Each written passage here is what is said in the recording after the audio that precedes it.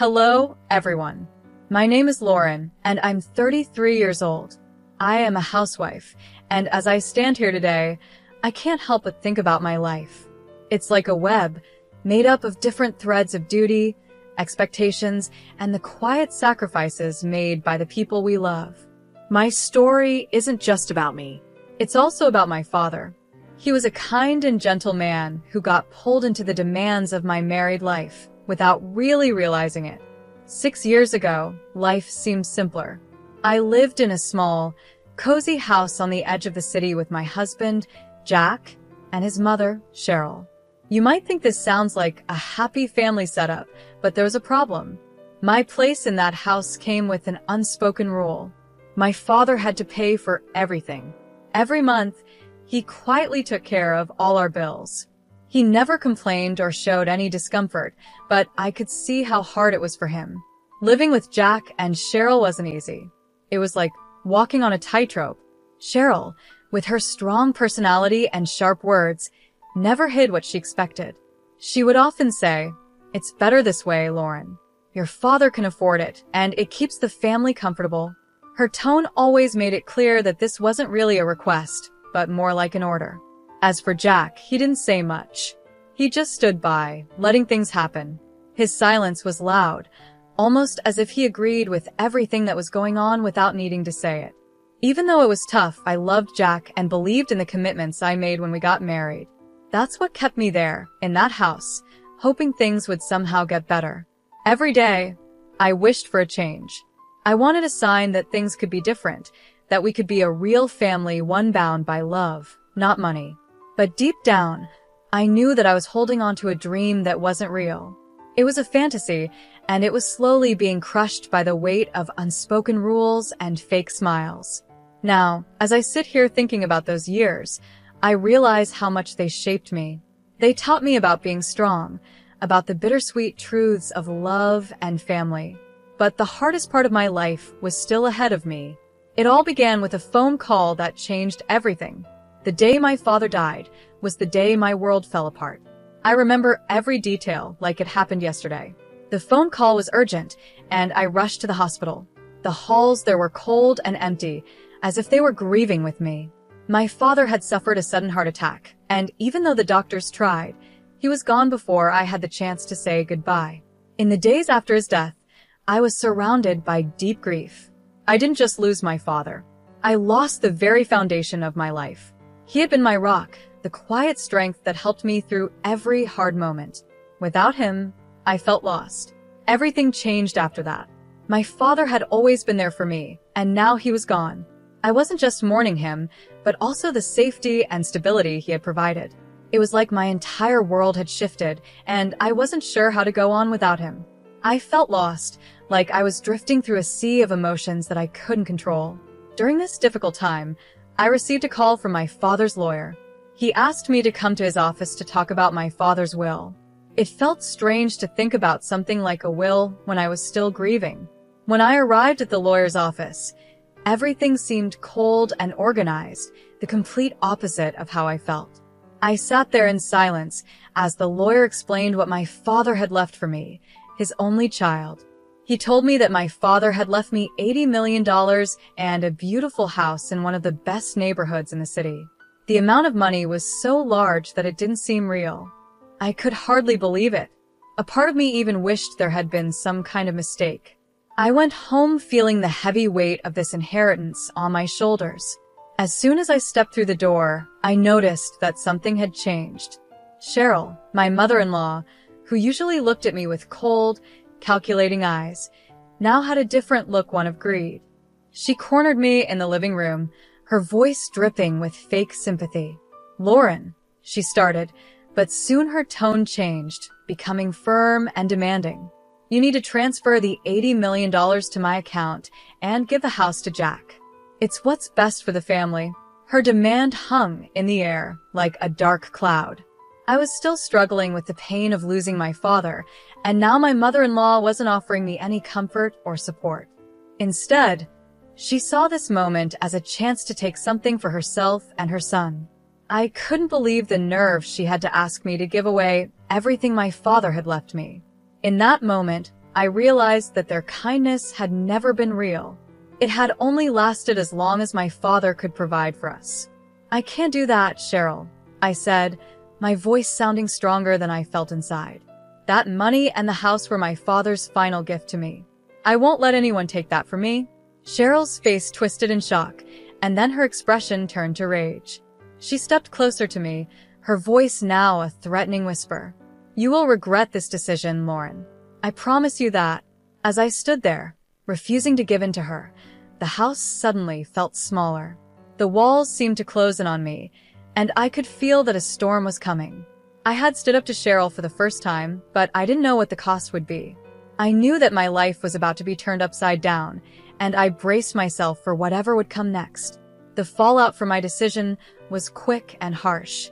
In just a few days, the home I shared with Jack and Cheryl became a battlefield.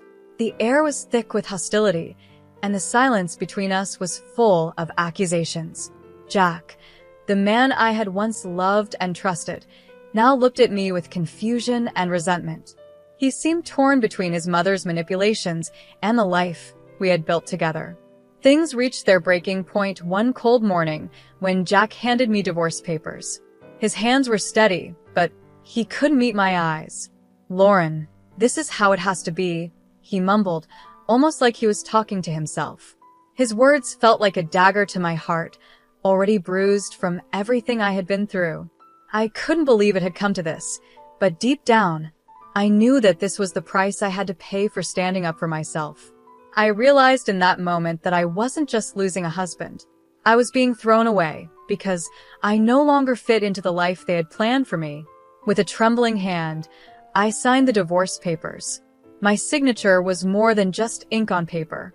It marked the end of one chapter of my life and the start of a new, uncertain one. As I packed my things to leave, Cheryl stood in the doorway, watching me with a satisfied smirk on her face. She couldn't hide the cruelty in her voice when she said, "You brought this on yourself." Her words stung, but I didn't respond. I just kept packing, knowing I was leaving behind a life where I was never really valued. Once the divorce was finalized, and I was officially on my own, I moved into the home my father had left me. It was a beautiful, large estate, very different from the small house I had just been pushed out of. Alone in this big house, with its long hallways and empty rooms, I struggled to find any sense of normalcy. The silence felt overwhelming at times, but I reminded myself that this was my new beginning, even if it felt strange and lonely. But life wasn't done throwing challenges at me. Not long after I moved in, I learned that Jack had been in a bad accident at work. He was a security guard and something went wrong, leaving him with a broken leg. He couldn't work anymore. The irony didn't escape me. He had once been strong and confident, but now he was out of a job and helpless. A few days later, Jack showed up at my doorstep, leaning on crutches. His face was full of desperation. He looked like a completely different person from the man I had once loved. "Lauren, I need help," he said, his voice quiet and uncertain. "I've made mistakes, but I'm in a bad place. I can't work, and I don't have anywhere else to go." I could see the pain in his eyes, and part of me wanted to help him. I could see he was hoping I would forgive him and help him pick up the pieces. But the wounds from our past were still too fresh. The betrayal was still too deep for me to overlook. I had learned the hard way that I needed to put myself first, no matter how much it hurt to say no. "I'm sorry, Jack," I said, my voice steady, though I felt a storm inside. "I can't. You made your choice, and now I have to make mine." As I closed the door on Jack, it felt like I was closing the door on my old life as well. The final connection to that painful chapter was gone. It was time for me to focus on rebuilding not just my home, but my entire life. The journey ahead was mine alone, and I knew I had to move forward, stronger and more determined than before. As I settled into my new reality, the quiet, empty rooms of the house my father left me no longer felt so lonely. Instead, they started to feel full of possibilities. This house, with its beautiful gardens and sunlit hallways, was a place where I could start over. It was where I would find myself again. I knew there would be challenges ahead, but I was ready. The struggles of my past had taught me to be resilient. Now, it was time for me to build a life on my own terms, without anyone else trying to control me. This was my chance to rise from the ashes, stronger and wiser, and create a future that truly belonged to me. I began to imagine a new purpose for my life, one that would not only help me heal, but also give back to others. I thought about creating a safe and welcoming place for elderly people who didn't have a home of their own. This idea was inspired by my father's dream of always wanting to help the community. He had a deep desire to give back, and I wanted to honor that. I decided to turn my estate into a home for the elderly. My goal wasn't just to provide them with a place to stay, but to build a lively and warm community where they could share their stories, wisdom, and laughter. I wanted it to be a place where people could feel at home and truly live out their golden years with joy. I put all my heart, energy, and resources into fixing up the estate. I worked on every room, making sure that each space felt comfortable and welcoming. Every small detail mattered, from the furniture to the decorations. I wanted the house to feel like a place full of warmth and kindness. The work was hard and tiring, but at the same time, it was incredibly rewarding. With every new thing I added to the home, I felt a bit of my old pain healing. The physical effort of renovating the house was also healing for my emotional wounds. As I worked day by day, I finally started to accept the end of my marriage and the betrayal that came with it. I realized that building this new home was not only creating a future for others, but also helping me move forward from my past. As the house neared completion, I started meeting the people who might move in. Each elderly person I spoke to had a unique story to share, and their faces showed a lifetime of experiences. There was hope in their eyes, and I could see they were looking forward to this new chapter in their lives. I listened closely to their stories, which were full of strength, resilience, and life lessons. Soon, the house started to fill with its new residents. The once empty rooms were now alive with conversation and laughter. One of the first residents, Mrs. Teresa May, stood out. She was an energetic 85-year-old with bright eyes and a love for storytelling. She quickly became the heart of our little community, sharing stories from her youth that were both funny and wise. Every evening, she would gather everyone in the common room, filling the space with laughter and sometimes even a few tears. One evening, while we were watching the sunset from the porch, Mrs. May turned to me and said, "It's all about making the most of every day, dear." Her words hit me deeply, reminding me that time is precious, and it's important to live every moment fully. In this new life, I found joy in the simple things. We shared meals together, celebrated birthdays, and spent time just listening to each other. The house was no longer just a building. It had become a living, breathing community.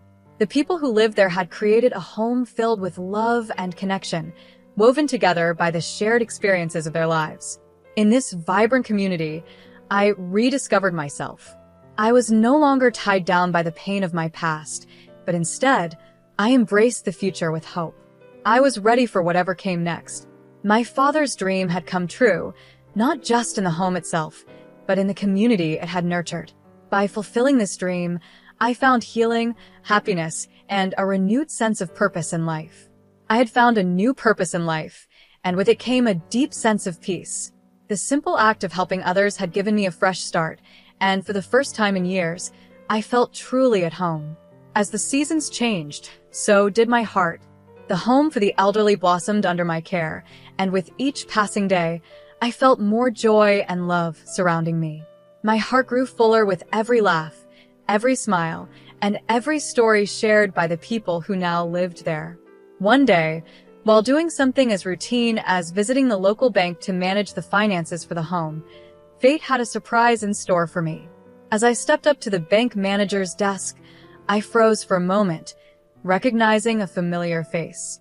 "Scott," I said, my voice filled with surprise. It was Scott, my childhood friend. He sat behind the desk, looking every bit the professional, but with the same warm eyes and gentle smile that had once been a source of comfort to me when we were kids. Back in our school days, we had shared many happy memories together. Now here he was after all these years, Lauren, it's been ages, he said, his voice full of genuine happiness. We started talking, catching up on everything we had missed over the years. It was like no time had passed at all. We laughed about old times, remembering how we used to race our bicycles down the neighborhood streets and spend afternoons talking about our dreams. Yet, we were no longer those carefree children. We had grown up, and our lives had taken very different paths. As time went on, our meetings at the bank became more frequent. Every time we met, our connection grew stronger. It wasn't long before Scott started visiting the home for the elderly, taking an interest in the work I was doing. His visits meant so much to me. He wasn't just being polite, he was genuinely interested in the residents, and he brought so much joy and laughter to everyone he met. Scott's calm and steady presence was a breath of fresh air for me. After all the difficult and painful relationships I had been through, it felt good to have someone who was kind, dependable, and caring. He didn't just listen to me. He truly engaged with me and the people in my life. The residents adored him, and he became a regular visitor, always brightening their days. One crisp autumn evening, we took a walk through the gardens of the home, as we often did. The air was cool, and the leaves were starting to change color, painting the ground in shades of orange and gold. As we walked, Scott suddenly stopped and turned to face me. His expression was serious, but tender, and I could see that he had something important on his mind. Lauren, he began, his hands nervously fidgeting with a small box he had pulled from his pocket. I've seen you bring so much happiness to others, and you've brought so much happiness to me, too. I can't imagine a future without you in it. Will you marry me? His words took my breath away. It wasn't just the proposal itself that surprised me, but how right it felt. Scott had been a part of my life for so long, first as a friend, and now as something much more. He knew me in a way few people did. He had seen me at my best and my worst, and yet he still wanted to spend the rest of his life with me. With tears in my eyes and a smile on my face, I answered him, "Yes, Scott." At that moment, I realized how far I had come. From heartbreak and loss, I had found not just a new purpose, but also a new love. Scott was a reminder that life can take unexpected turns, and sometimes those turns lead us to exactly where we are meant to be. I replied, my voice steady, but filled with emotion. "Yes, I will marry you." In that moment, my heart felt full. I had found someone who truly saw me, loved me for who I was, and wanted to build a life with me. The simple word, yes, held so much meaning. It was not only a promise to Scott, but also a commitment to myself, to embrace happiness and love after all the pain and challenges I had faced. Our wedding was a simple yet beautiful affair. We chose to have it in the very gardens where Scott had proposed. Those gardens had become special to both of us, a place of peace and beauty. We invited the people who had become like family to me, the residents of the elderly home I had created, the staff, and a few close friends. The golden hues of the setting sun made the whole scene magical, as if the sky itself was blessing our union. As we stood under the fading light, Scott and I exchanged vows of love and commitment. It wasn't a grand event with lots of fanfare, but it was perfect. It was real, sincere, and full of heart. We promised to stand by each other through life's ups and downs, to always be kind, and to support one another. I knew, deep in my heart, that Scott was the partner I had always needed, but had never expected to find. Life with Scott brought a sense of completeness I had never known before. It wasn't just about being happy. It was about feeling whole. Together, we faced the small challenges of everyday life, from fixing little things around the house to handling responsibilities at the elderly home. But no matter what came our way, we always tackled it together. Scott was supportive and kind, always offering a comforting word or a helping hand when I needed it. The house, which had once been a symbol of my fresh start, now became a symbol of our shared future. Every corner of the house seemed to reflect the love and happiness that had blossomed between us. The same halls that had once echoed with my loneliness were now filled with laughter, conversations, and the warmth of a loving home. I could see how much my life had transformed, and I was grateful for every step that had led me to this moment. Looking back on my journey, I realized how far I had come. From the dark days of despair and uncertainty after my father's death and my difficult divorce, to the joy and peace I now felt, it was an incredible transformation. Life had thrown many challenges my way, but each twist and turn had taught me something valuable. The pain I experienced in the past helped me appreciate the beauty and happiness of my life now. If I had never gone through those difficult moments, I might not have understood the value of what I had now. The tough times had made me stronger, more resilient, and more aware of the importance of love, kindness, and community. I realized that life is full of unpredictable twists, but each step along the way had brought me closer to where I was meant to be. The elderly home I had created also became a special part of our journey. It was more than just a place where people lived. It had become a thriving community.